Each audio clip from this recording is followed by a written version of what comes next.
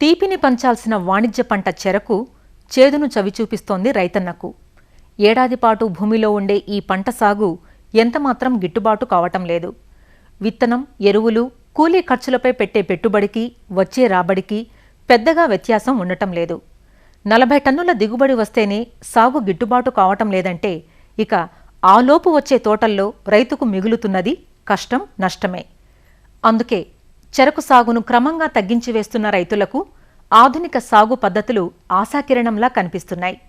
వినూత్న సాంకేతిక పద్ధతిలో జంటచాళ్లు, వెడల్పు చాళ్లలో అతి తక్కువ విత్తన మోతాదును వినియోగించి సాగు ఖర్చులను తగ్గించుకుని ఎకరాకు 80 నుంచి 100 టన్నుల అబ్బురపరిచే దిగుబడులను సాధిస్తున్న రైతులుగా చిత్తూరు, నిజామాబాద్, మెదక్ జిల్లాలో ఉన్నారు.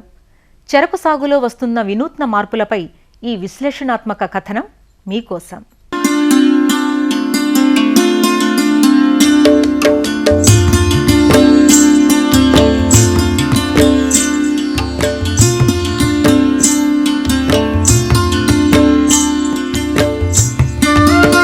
చెరకు వ్యవసాయంలో చాళ్ల తయారీదే ప్రధాన భూమిక.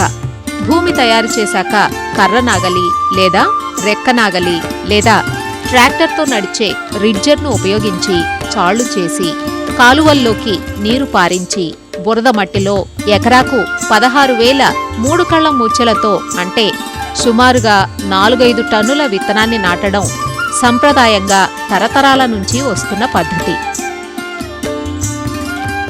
ఇందులో మొలకలు, దుబ్బుల సంఖ్య ఎక్కువేగాని పైరు ఒత్తుగా ఉండి గాలి వెలుతురు లేక చీడపీడల నివారణ క్లిష్టతరంగా మారడమే కాదు, పోషకాలు, తేమ కోసం గడల మధ్య అనారోగ్యకరమైన పోటీ నెలకొని చావలేక బతుకుతూ ఉంటాయి. చివరకు క్రషింగ్కు పనికొచ్చే మాత్రం ఎకరాకు 30,000 గడలే. గడ బరువు కూడా సగటున కిలో లోపే.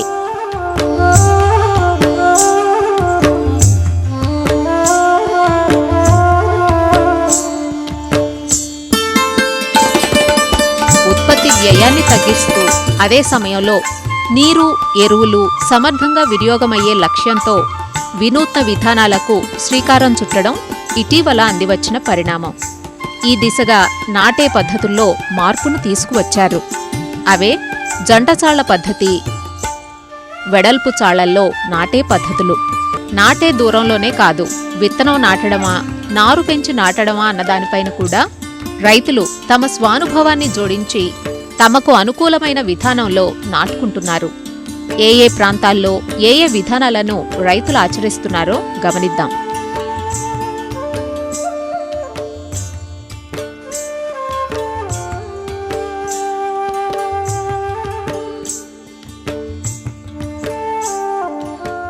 ఇది జంటచాళ్ల విధానంలో నాటిన తోట.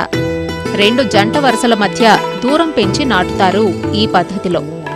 జంటలో చాళ్ల మధ్య 2 నుంచి 2.5 అడుగులు, 2 జంటల మధ్య 4 నుంచి 5 అడుగుల దూరం ఉంచుతారు. ముచ్చెలు నాటే పద్ధతి మామూలు పద్ధతిలానే ఉంటుంది. ఈ పద్ధతి డ్రిప్ ఏర్పాటుకు అనుకూలంగా ఉంటుంది. ఒక జంటలో 2 చాళ్ల మధ్య డ్రిప్ లేటరల్ను ఏర్పాటు చేస్తారు. బోదెల పద్ధతిలో 1 ఎకరా సాగు చేసిన నీటితో డ్రిప్ ద్వారా ఈ పద్ధతిలో 3 ఎకరాలను సాగు చేయవచ్చు. ఎరువులను కూడా ఫర్టిగేషన్ విధానంలో ఇవ్వటం వల్ల నీటితో పాటు ఎరువులను ఆదా చేసుకోవచ్చు. అంతేకాదు, ఈ విధానంలో సూర్యరశ్మి బాగా ప్రసరించి పిలకలు బాగా తొడిగి అధిక దిగుబడులకు దోహదపడుతుంది. కోస్తాలోనూ ఖమ్మం, మెదక్, కర్నూలు జిల్లాల్లో ఈ పద్ధతిని రైతులు పాటిస్తున్నారు. ఖమ్మం జిల్లా రైతు తేరాల రామకృష్ణ ప్రసాద్ ఈ విధానంలో సాగు చేసి 60 టన్నుల దిగుబడి సాధించారు. 2.5 టన్నులే విత్తనం పట్టిందని, దీనివల్ల విత్తనంపై 2,500 రూపాయలు ఆదా అయ్యాయని అంటారు. అంతర పంటల సాగుకు ఈ విధానం అనుకూలంగా ఉంటుంది. మినుము, పెసర, సోయా చిక్కుడు, వేరుశనగ వంటి అంతర పంటలు వేసి అదనపు ఆదాయాన్ని పొందవచ్చు. దగ్గరగా ఉండే జంట వరుసలకు మట్టిని ఎగదోయటం వల్ల మొదళ్లకు పటుత్వం కలిగి తోటలు పడిపోకుండా ఉంటాయి. జంటచాళ్ల విధానాన్ని చూశాం కదా. వెడల్పు చాళ్లు, విత్తనం ఖర్చును తగ్గించే శ్రీ పద్ధతిలో నాటే విధానాల గురించి రేపటి అన్నదాతలో చూద్దాం.